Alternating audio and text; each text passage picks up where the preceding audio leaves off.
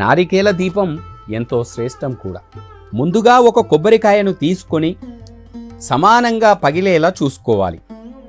ఒక కొబ్బరి చిప్పను నైవేద్యంగా పెట్టి 3 కళ్ళు ఉన్న కొబ్బరి చిప్పలో ఆవు నెయ్యి లేదా నువ్వుల నూనె వేయాలి. ఆ తరువాత 5 ఒత్తులను ఒక్కటిగా చేసి దీపాన్ని వెలిగించాలి. ఆ దీపాన్ని కింద పెట్టకుండా ఒక పళ్ళెంలో బియ్యం పోసి దానిపై కొబ్బరి చిప్పను పెట్టి దీపాన్ని వెలిగించాలి.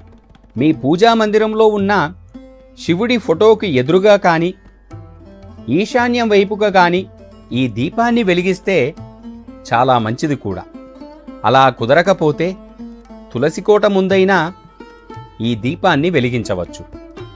ఈ దీపం కొండెక్కిన తర్వాత ఎవరూ తిరగని చోట ఈ కొబ్బరి చిప్పను సోమవారం లేదా కార్తీక పౌర్ణమి నాడు వెలిగిస్తే చాలా మంచి జరుగుతుంది కూడా. అప్పుల బాధ నుంచి భక్తులందరూ కూడా బయటపడతారు. ధనప్రాప్తి కలుగుతుంది. సుఖ సంతోషాలు కూడా వెల్లువిరుస్తాయి. నారికేల దీపం ఎంతో శ్రేష్టం కూడా. ముందుగా ఒక కొబ్బరికాయను తీసుకొని సమానంగా పగిలేలా చూసుకోవాలి. ఒక కొబ్బరి చిప్పను నైవేద్యంగా పెట్టి 3 కళ్ళు ఉన్న కొబ్బరి చిప్పలో ఆవు నెయ్యి లేదా నువ్వుల నూనె వేయాలి. ఆ తరువాత 5 ఒత్తులను ఒక్కటిగా చేసి దీపాన్ని వెలిగించాలి.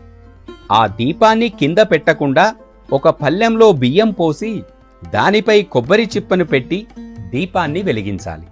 మీ పూజా మందిరంలో ఉన్న శివుడి ఫోటోకి ఎదురుగా కానీ ఈశాన్యం వైపుగా కానీ ఈ దీపాన్ని వెలిగిస్తే చాలా మంచిది కూడా. అలా కుదరకపోతే తులసికోట ముందైనా ఈ దీపాన్ని వెలిగించవచ్చు. ఈ దీపం కొండెక్కిన తర్వాత ఎవరూ తిరగని చోట ఈ కొబ్బరి చిప్పను సోమవారం లేదా కార్తీక పౌర్ణమి నాడు వెలిగిస్తే చాలా మంచి జరుగుతుంది కూడా.